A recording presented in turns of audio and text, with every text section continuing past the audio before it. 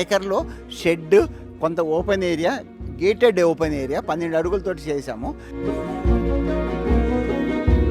నీళ్లు పెట్టినప్పుడు కూడా దీంట్లో వారానికి ఒకసారి అల్లం కలిపిన నీళ్ళు ఇస్తాము, ఇంకొకసారి పసుపు కలిపిన నీళ్ళు ఇస్తాము.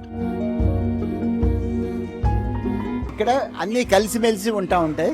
దాంతో వాటే ఇమ్యూనిటీ డెవలప్ చేసుకుంటే మనం ఎటువంటి ఎక్స్ట్రా కేర్ తీసుకోవాల్సిన అవసరం లేదు. ఇక్కడ పెట్టేసినప్పుడు ఇదంతా డ్రై ఏరియా ఉంది, అప్పుడప్పుడు వాటర్ చేయండి, దాని కింద పురుగులు డెవలప్ అవుతుంది. ఈ పురుగులు తినడం వల్ల వాటి ప్రోటీన్ కాంటెంట్ బాగా పెరుగుతుంది.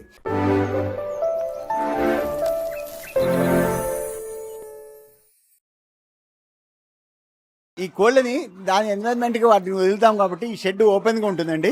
లోపల కోళ్ళు అలా తిరుగుతూ ఉంటాయి. ప్లస్ ఇదిగోండి, ఈ బార్స్ అక్కడక్కడ పెట్టాము, ఈ బార్స్ మీద కూడా వచ్చి కూర్చుంటూ ఉంటాయి. ఇది కాకుండా అక్కడక్కడ బాస్కెట్స్ పెట్టాము, అక్కడ ఎగ్స్ కలెక్షన్కి అల్మారా లాగా పాతకాలంలో పెట్టాము. అవి కోడి గుడ్లు వెళ్ళి అక్కడ పెట్టి మళ్ళీ వచ్చేస్తూ ఉంటాయి. ఈ బ్యాచ్లో చూశారు కదా, దీంట్లో బాతులు కూడా ఉన్నాయి. బాతులు, కోళ్ళు, సీమకోళ్ళు అన్నీ కలిసే ఉంటాయి. దీనివల్ల ఏంటంటే పశు సంపద అంతా ఇక్కడ అన్నీ కలిసిమెలిసి ఉంటాయి. దాంతో వాటే ఇమ్యూనిటీ డెవలప్ చేసుకుంటే మనం ఎటువంటి ఎక్స్ట్రా కేర్ తీసుకోవాల్సిన అవసరం లేదు. వాటి న్యాచురల్ ఎన్వైరన్మెంట్లో వాటిని వదిలిపెట్టినప్పుడు, ఒక న్యాచురల్ ఫుడ్ని చాలా ఎక్కువగా ఇచ్చినప్పుడు వాటికి ఆ ఇమ్యూనిటీ బాగుంటుంది, వాటి కేర్ బాగుంటుంది, మనకి ఈల్డ్ బాగుంటుంది. ఎగ్స్ కూడా మంచి కెపాసిటీగా వస్తూ ఉంటుందండి. మనకి కోళ్ళకి లోపల కూడా దాని అవసరానికి వాటర్ పెట్టి ఉంచుతామండి. మధ్యలో బార్ పెట్టుంటే ఆ బార్ పైన కూడా నించుని ఉంటుంది, వాటికి ఫ్రీగా ఉంటుంది. ప్లస్ ఎదురున్న బాక్సెస్లో ఏమో కోడి గుడ్లకి ప్రొవిజన్కి పెట్టాము, అక్కడ అవన్నీ గుడ్లు పెట్టుకుని ఇది కొంచెంసేపటికి ఈ డోర్ ఓపెన్ చేసేసి ఇవి బయటికి లోపలికి తిరుగుతూ ఉంటుంది అన్నమాట. దీంట్లో చూస్తే మీకు బాతులు కూడా ఉన్నాయి, గిన్నె కోళ్ళు ఉన్నాయి, బాతులు ఉన్నాయి, టర్కీస్ ఉన్నాయి, ఇక్కడ కోళ్ళు ఉన్నాయి. కోళ్ళు చాలా రకాలు ఉన్నాయి, పుంజులు కూడా ఉన్నాయి. హంసలు అంటారు, మామూలు బాతులు కాదు, అది హంసలు అంటారు. పుంజులు ఉన్నాయి. ఈ పుంజులు అవి ఉన్నప్పుడు న్యాచురల్గా క్రాసింగ్ జరిగి ఈ ఎగ్లో లైఫ్ ఉంటుంది. పుంజులు లేకుండా పెంచే కోళ్ళ దాంట్లో ఆ లైఫ్ ఉండదు, అది ఆర్టిఫిషియల్గా ఫ్యాక్టరీలో తయారు చేసినట్టు ఉంటుంది. దీంట్లో మాత్రం పుంజులు ఉంటుంది కాబట్టి క్రాసింగ్ జరిగి న్యాచురల్ ఎగ్స్ విత్ లైఫ్ ఉంటుంది అనమాట. అందుకే ఈ గుడ్లకి లైఫ్ ఇది కూడా తక్కువ ఉంటుంది, పాడైపోతూ ఉంటుంది. అది కస్టమర్స్ అర్థం చేసుకుంటూ ఉండాలి. ఫ్యాక్టరీ గుడ్లు తిందామా, న్యాచురల్ ప్రాసెస్లో జనరేట్ అయిన ఎగ్స్ తీసుకుందామా అనేసి. దీంట్లో అర్థం చేసుకోవాల్సింది, కొన్ని పాడైపోతూ ఉంటాయి కూడా ఎగ్స్ ఒక్కొక్కసారి, ఎందుకంటే దీనికి ఒక లిమిటెడ్ లైఫ్ స్పాన్ అనేది ఉంటుంది. ఇప్పుడున్న లేబర్ ప్రాబ్లం గురించి మనం ఎప్పుడు షెడ్ వేసుకున్నప్పుడు ఇలా క్లోజ్ షెడ్ రాత్రులు వెళ్ళడానికి, అది బయటకు వెళ్ళంగానే ఒక లిమిటెడ్ ఓపెన్ ఏరియా పెట్టుకోండి. అప్పుడు ఈ 3 షెడ్లు కలిపి మనకి ఒక మనిషే మేనేజ్ చేస్తారు. కావాల్సినప్పుడు వదులుతూ ఉంటారు, కొంతసేపు అవుతుంది, నైట్ టైం లోపలికి పంపించేస్తారు, ఫుడ్ దానా వేస్తారు, నీళ్లు పెడతారు, ఎగ్స్ కలెక్ట్ చేస్తారు. సో ఈ 2400 కోళ్ళని కూడా ఒక మనిషి మేనేజ్ చేస్తూ ఉన్నారు. మనకున్న లేబర్ ప్రాబ్లంకి ఎక్కడికక్కడ ఇలా షెడ్స్ చేసుకుని లిమిటెడ్ ఓపెన్ ఏరియా పెట్టుకున్నప్పుడు అవి ఆరోగ్యంగా ఉంటుంది, మనకి లేబర్ ఖర్చు కూడా బాగా తగ్గుతుందండి. ఎగ్స్ అన్నింటినీ మనం ఒక మనిషి వచ్చి 1 అవర్కి ఒకసారి కలెక్ట్ చేసేస్తూ ఉంటారండి. కలెక్ట్ చేసుకున్నప్పుడు ఇవన్నీ కలెక్ట్ చేసుకుని ఈచ్ ఎగ్ కూడా మనం 20 రూపీస్కి అమ్ముతాము. ఇది న్యాచురల్గా పెండింది, ఇంత కాస్ట్ అంత. ఇది ఎందుకంటే అండి మామూలుగా ఫామ్ గుడ్లు లాగా కంటిన్యూస్గా ఉండదు.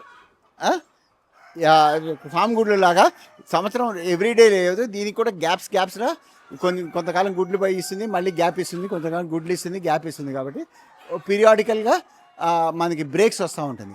అందుకని గుడ్డు మనం 20 రూపీస్కి అమ్ముతూ ఉంటాము. ఇవి చాలా హెల్దీ, ఇది దీంట్లో లైఫ్ ఉన్నది ఇది, అందుకని షెల్ఫ్ లైఫ్ కూడా తక్కువగా ఉంటుంది. రెగ్యులర్గా కలెక్ట్ చేసుకుని ఇమీడియట్గా అమ్మేస్తూ ఉండాలి. షెడ్ లేఅవుట్ చూసినా కూడా చాలామంది అందరూ ఈస్ట్ నుంచి వెస్ట్కి వేసుకుంటారండి.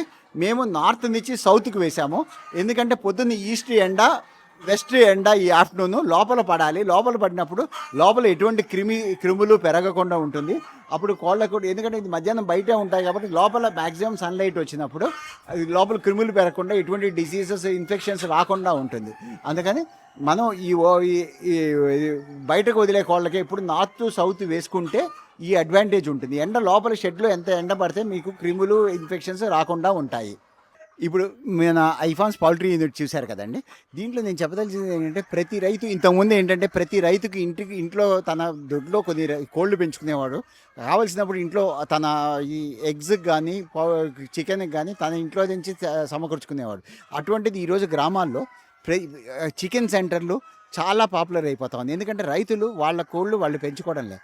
ఇప్పుడు రైతు ఎప్పుడూ కూడా ఇవి డైవర్సిఫైడ్ ఇన్కమ్ 4 విధాలుగా ఇన్కమ్ జనరేట్ చేయడానికి తనకు తాను ఇన్కమ్ జనరేట్ చేసుకోవడానికి పాటుపడాలి. అటువంటి దాంట్లో భాగంగా ఇప్పుడు ఈ ఎల్నినో పరిస్థితుల్లో కూడా మనకి వాటర్ లేదంటే మనకి రైసు అటువంటివి వేయద్దు. కూరగాయలు కొన్ని ఆకుకూరలు అవి వేసుకుని రెగ్యులర్ ఇన్కమ్ వచ్చేట్టు ఈ కోళ్ళని కానీ మీరు ఒక 40-50 మీ పొలం దగ్గర కొంచెం సేపు పెట్టుకున్నారంటే మీకు త్రూ అవుట్ ది ఇయర్ మీకు ఒక అడిషనల్ ఇన్కమ్ జనరేటింగ్ అనేది జరుగుతూ ఉంటుంది. ఇద్దరు గుడ్ల రూపంలో కోడి వయసు అయిపోయినప్పుడు చికెన్గా అమ్మినప్పుడు తమ ఇంటికి కావాల్సిన పౌష్టికాహారం రైతుకు కావాల్సిన పౌష్టికాహారం సమకూరడమే కాకుండా తనకి ఒక ఇన్కమ్ జనరేటింగ్ యాక్టివిటీగా జరుగుతూ ఉంటుంది.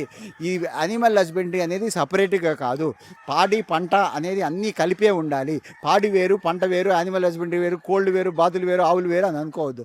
ఒక రైతు సమగ్రంగా అన్నీ కలిపి చేసుకున్నట్టే. ఎస్పెషలీ ఈ సంవత్సరం కలగబోయే వర్షాభావ పరిస్థితుల్లో మనకి ప్రతి రైతు కూడా కోళ్ళని ఒక 40-50 పెంచుకోవాలి, లేదా 10-20 పెంచుకోండి. మీకంటూ ఒక స్టడీ ఇన్కమ్ అనేది మీకు రోజు జనరేట్ అవుతూ ఉంటుంది. అంటే ఈ పపాయ మొక్క అయిపోయాక దాని లైఫ్ సైకిల్ అయిపోయాక పపాయ తీసేసి ఈ పపాయ కాండాన్ని కూడా మనం కోళ్ళకి ఆహారంగా వేస్తూ ఉన్నాము. సో మన పొలంలో పండే ప్రతి భాగాన్ని కూడా మనం ఏ విధంగా మనం బై ప్రోడక్ట్ యూస్ చేసుకుంటామో, అది ఎందుకు యూస్ చేసుకుందాం అనుకున్నప్పుడే మనకి సమగ్ర వ్యవసాయం అనేది కంప్లీట్గా బయోడైవర్సిఫైడ్ ఫామ్గా డెవలప్ చేసుకోగలుగుతాము. ఇంటిగ్రేటెడ్ ఫామ్లో ఒక భాగం ఇంకో భాగానికి హెల్ప్ చేస్తూ ఉంటుంది. బయట నుంచి ఖర్చు తగ్గించుకున్నప్పుడే, బయట నుంచి కొనకుండా ఖర్చులు తగ్గించుకున్నప్పుడే మనం రైతు అనేది సర్వైవ్ అవుతారండి. ఇవన్నీ చూసాం కదండి. ఇది మొక్కజొన్న కండలు కొంచెం పాడైపోయినవి అవి ఉంటాయి. అవన్నీ కూడా వేస్తే చూసారా గింజలన్నీ ఎలా తినేసింది కోళ్ళు. తర్వాత ఇవన్నీ తీసినప్పుడు ఇవన్నీ ఇలా ఉంచేసి అప్పుడప్పుడు కొంచెం నీళ్లు చల్లినా, వర్షానికి తర్వాత నీళ్లు చల్లినా కూడా ఏమవుతుందంటే కింద సూక్ష్మజీవులు అనేది పెరుగుతూ ఉంటుంది. పురుగులు అవి బాగా వస్తూ ఉంటాయి. పురుగులు వచ్చినప్పుడు మళ్ళీ కోళ్ళు తింటూ ఉంటాయి. ఈ ఇదంతా ఏదో చెత్తగా ఉందని అనుకోవద్దు.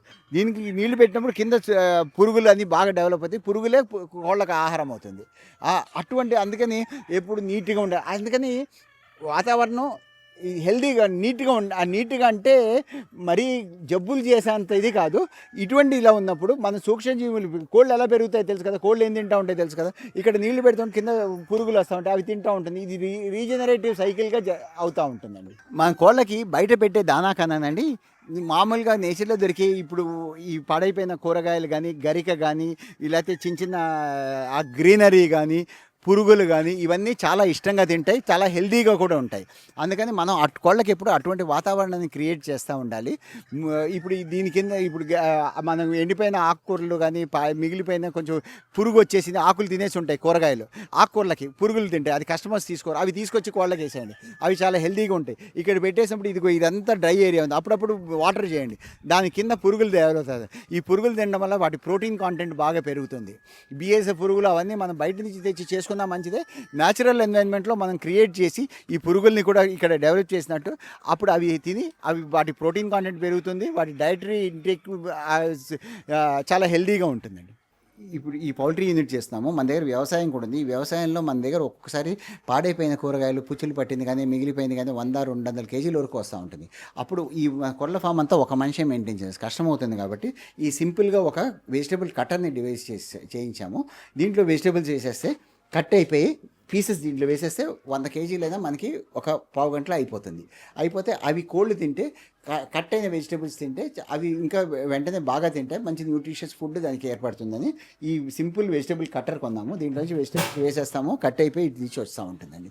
ఇది ఎక్కువ ఉన్న రోజు యూస్ చేస్తూ ఉంటాము. రెగ్యులర్ కొంచెం అయితే అలాగే వేసేస్తాము. తర్వాత ఇవి కూడా మన దగ్గర ఎద్దుల గానుగు ఉంది. ఎద్దుల గానుగులో వచ్చిన పల్లి చెక్క, నువ్వుల చెక్క అంతా కూడా వేస్ట్ చేయకుండా కోళ్ళకి పెడతాము, ఆవులకి పెడతాము, జీవామృతంలో కలిపి చెట్లకు కూడా ఇస్తూ ఉంటాము. ఇదిగోండి ఇది చాలా న్యూట్రిషియస్ ప్రోటీనస్ ఫుడ్. ఇవన్నీ ఇచ్చినప్పుడు కోళ్ళు చాలా ఆరోగ్యంగా ఉంటుందండి. మనం ఇంటిగ్రేటెడ్ ఫార్మింగ్ ఒకదాని మీద ఒకటి మనం ఇంటర్లింక్ చేసుకున్నప్పుడు కాస్ట్ అనేది చాలా తగ్గిపోయి మనకి ఈల్డ్స్ పెంపొంది. తెలుగు వన్